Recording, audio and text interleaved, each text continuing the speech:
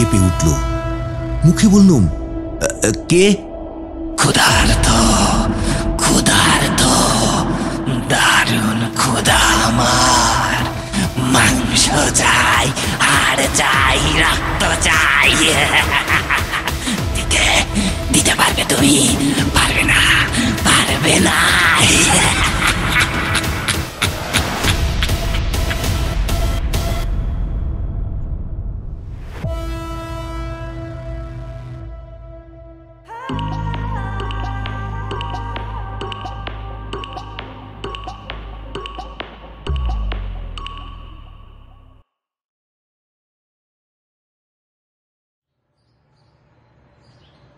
আশ্চর্য ঘটনা ঘটেছে। আমাদের ছোট শহরটিতে অসাধারণ ঘটনা ঘটত না, কিন্তু সম্প্রতি সেখানে দস্তুর মতো উত্তেজনা সারা পড়ে গেছে। ভৈরব গড়গড়ি ছিলেন তান্ত্রিক। আমাদের বাড়ির কাছেই দুখানা ঘর ভাড়া নিয়ে বাস করতেন। সারাদিন এবং গভীর রাত পর্যন্ত তিনি তার পূজা অর্চনা নিয়ে ব্যস্ত থাকতেন। বেশি লোকের সঙ্গে তার মেলামেশা ছিল না, তবে কি কারণে জানি না আমার দিকে তিনি কিঞ্চিত আকৃষ্ট হয়েছিলেন। মাঝে মাঝে সময় পেলে আমার বাড়িতে এসে গল্প সল্প করে যেতেন। ভৈরবের বয়স 50-এর কাছাকাছি, রং কালো, দেহ শীর্ণ কিন্তু অতি দীর্ঘ। তার চেহারার ভেতরে সবার আগে নজরে পড়ে চোখ দুটো। মনে হতো কোটরের ভেতর থেকে যে দুটো তীক্ষ্ণ চোখ উঁকি মারছে তারা যেন ভৈরবের নিজের চোখ নয়। কেন এমন মনে হতো জানি না, কিন্তু মনে হতো অমন রহস্যময় চোখ আমি আর কোনো মানুষের দেখিনি। খবর পেলুম হঠাৎ ভৈরব মারা পড়েছেন। আমি ডাক্তার, খবর পেয়ে দেখতে গেলুম। পরীক্ষা করে বুঝলুম হৃৎপিণ্ডের ক্রিয়া বন্ধ হওয়ার ফলেই তার মৃত্যু হয়েছে। তিনি চোখ খুলেই মারা পড়েছেন।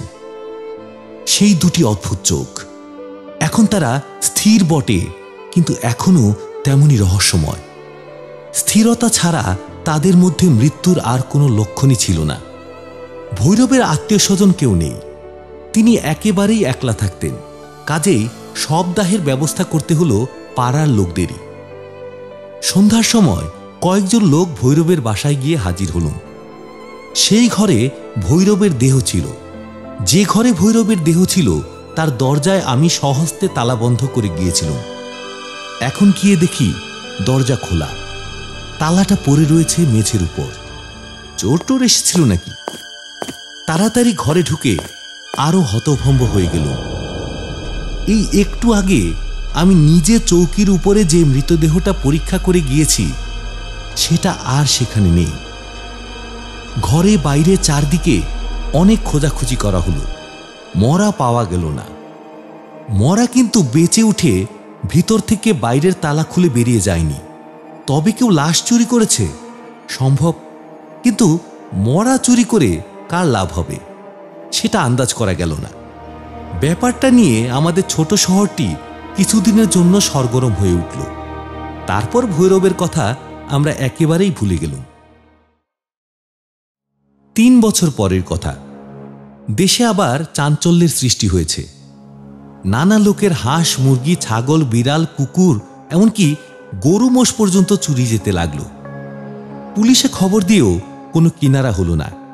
কারা চুরি করে এবং এত জন্তু জানোয়ার লুকিয়েই বা রাখে কোথায়, কেউ তা আবিষ্কার করতে পারল না। গৃহস্থরা জ্বালাতন হয়ে উঠল। গরু মোষ প্রভৃতি মূল্যবান জন্তু, বিড়াল ও দেশি কুকুরও যে অদৃশ্য হচ্ছে, এই বা কিরকম রহস্য। বিড়াল কুকুর নিয়ে চোর কি করবে? অনেক মাথা খাটিয়েও এই অদ্ভুত নির্বুদ্ধিতারও অর্থ বুঝতে পারলাম না।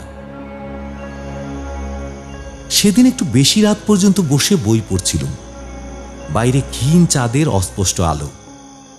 বাগান থেকে শোনা যাচ্ছে একটা বিড়ালের ম্যাও ম্যাও ডাক। খানিক পরেই বিড়ালটা হঠাৎ খুব জোরে আর্তনাদ করেই একেবারে চুপ মেরে গেল। চোরের উৎপাতে মনটা সন্দিগ্ধ হয়েই ছিল। কোথাও ছায়া নড়লেও চোর দেখি।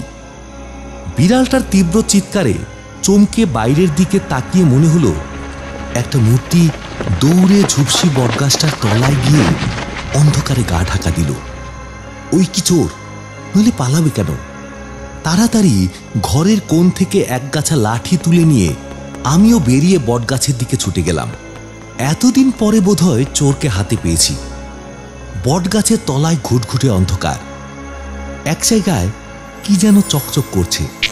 চোরের চোখ নাকি? হাঁকলুম, কে তুমি? সাড়া নেই, কিন্তু চোখই হোক আর যাই হোক আরো বেশি চকচক করে উঠল। লাঠি গাছা বাগিয়ে ধরে সাবধানে এগুতে লাগলাম। তখনই শুনলুম হিংস্র বন্য জন্তুর মতন কণ্ঠে কার একটা ক্রুদ্ধ গর্জন। কে বলে উঠল, আরে গিয়েও না ডাক্তার, শিগগির চলে যাও। আমায় চেনে দেখছি।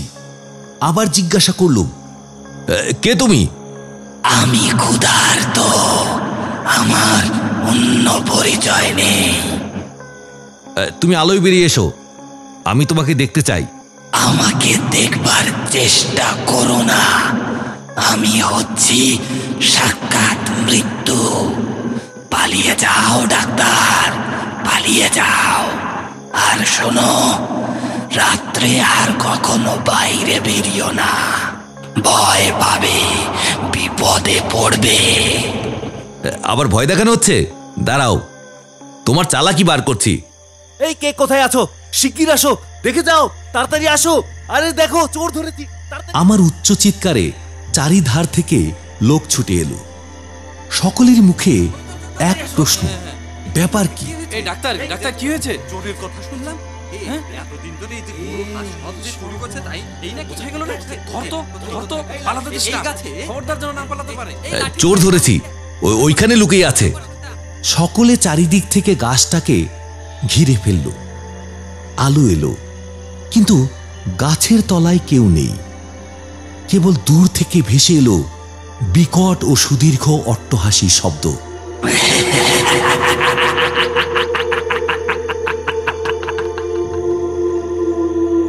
সে হাসিও যেন ক্ষুধার্ত, শুনে শিউরে উঠতে হয়। কে এই লোক? চোর না আর কেউ? ও যা বলল তার অর্থই বা কি? ও ক্ষুধার্ত বলে আত্মপরিচয় দিল কেন? আমাকে রাত্রে পথে বেরোতে মানা করলো কেন? এমনই অনেক প্রশ্ন মনের ভেতর ঘুরে বেড়াতে লাগলো।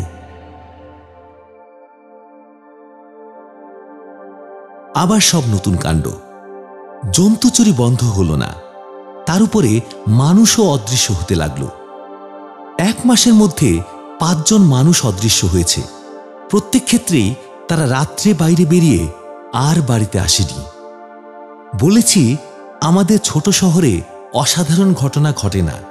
এই নতুন কাণ্ডের জন্যে দিকে দিকে জাগলো বিষম বিস্ময় ও ভীষণ আতঙ্কের সারা। শহরের পথে পথে সারা রাত ঘুরে বেড়াতে লাগলো দলে দলে পাহারাওয়ালা। সন্ধ্যা হলেই গৃহস্থরা বাড়ির দরজা বন্ধ করে বসে থাকে। দলে ভারী না হলে কেউ আর পথে পা বাড়াতে ভরসা করে না। সূর্য অস্ত গেলেই সব দোকানে তালা পড়ে। অবশেষে একদিন একটা অদৃশ্য মানুষের মৃতদেহের খানিকটা পাওয়া গেল। তার দেহের উপরের অংশটা শেয়াল বা অন্য কোনো জানোয়ার খেয়ে গেছে। কেমন করে সে মারা পড়ল তা কেউ আন্দাজ করতে পারল না।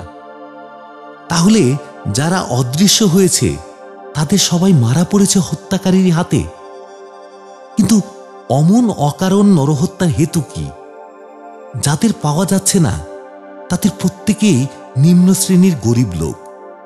টাকার লোভে কেউ তাদের খুন করেনি। তাতে শত্রু আছে এমন প্রমাণও পাওয়া গেল না। কে এই মহানির্দয় খুনি যে কেবল হত্যার আনন্দে হত্যা করে? ডাক্তার মানুষ, রাত্রে প্রায়ই আমাকে রোগী দেখতে যেতে হয়। তবে বেশি দূর যেতে হলে সঙ্গে আজকাল লোক নেই। আজ বাড়ির কাছেই একটা কলেরার রোগীকে দেখতে যেতে হলো। বেশি দূর নয়, মিনিট 7-8-এর পথ। একলাই ফিরছি, চাঁদনি রাত। এতক্ষণ চারিধার ধপধপ করছিল, কিন্তু হঠাৎ মেঘ এসে গ্রাস করল চাঁদটাকে। বাতাসের জোর ক্রমেই বাড়ছে, বৃষ্টি আসতে দেরি নেই। তাড়াতাড়ি পা চালিয়ে দিলুম। হাতে নিলুম টর্চটা। এমন অন্ধকার হবে জানলে একলা আসতুম না। ভালোই ভালোই বাড়ি ফিরতে পারলে বাঁচি। পথ একেবারে নির্জন। মফস্বলের এই শহরে চাঁদনি রাতে পথে আলো দেবার ব্যবস্থা নেই, মাঝে মাঝে টর্চ জ্বালতে হচ্ছে। পথ একটা ছোট মাঠে গিয়ে পড়েছে। ওই মাঠ পেরুলেই আমাদের পাড়া। মাঠের মাঝখানে একটা পুকুর, তার পারে গোটা কয়েক গাছ। সেইখানে এসেই মনটা ছ্যাঁত ছ্যাঁত করতে লাগলো। মনে পড়ল অজানা হত্যাকারীর কথা। গাছের ডালপাতায় বাতাসের শব্দ শুনেও চমকে চমকে উঠতে লাগলো। আমি বরাবর লক্ষ্য করে দেখেছি, রাত্রে খোলা জায়গায় ভয় হয় না, কিন্তু যেখানে থাকে জঙ্গল বা গাছপালা, রাত্রির বিভীষিকা যেন সেইখানে গিয়েই বাসা বাঁধে। গাছে গাছে শোনা যায় যেন অশরীরদের কানাকানি। আধারে আবছায়াতে চলতে থাকে যেন ইহলোকের বিরুদ্ধে পরলোকের ষড়যন্ত্র। মেঘলা রাত, অন্ধ পৃথিবী, জনশূন্য মাঠ। আচম্বিতে বিরক্ত কণ্ঠস্বর শুনলাম, ডাক্তার, ডাক্তার, আবার তুমি রাত্রে বেরিয়েছ? বুক কেঁপে উঠল। মুখে বললুম, কে? ক্ষুধার্ত, ক্ষুধার্ত, দারুণ ক্ষুধা আমার। মাংস চাই, হাড় চাই, রক্ত চাই। দিতে দিতে পারবে তুমি? পারবে না, পারবে না।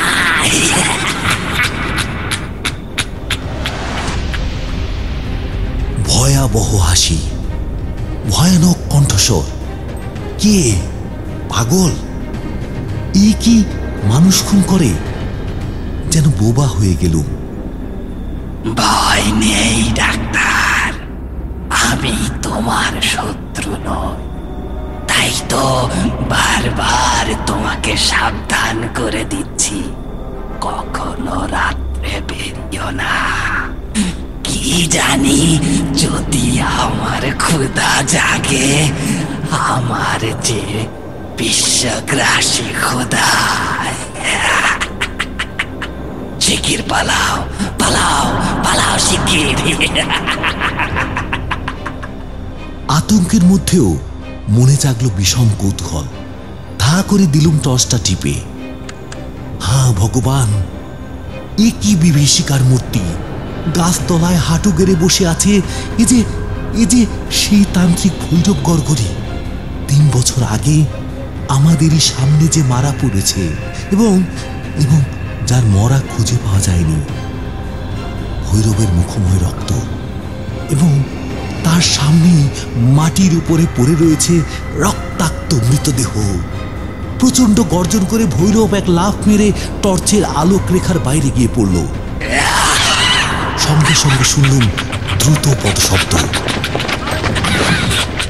আমিও ঝড়ের বেগে ছুটলুম মাঠের উপর দিয়ে বাড়ির দিকে।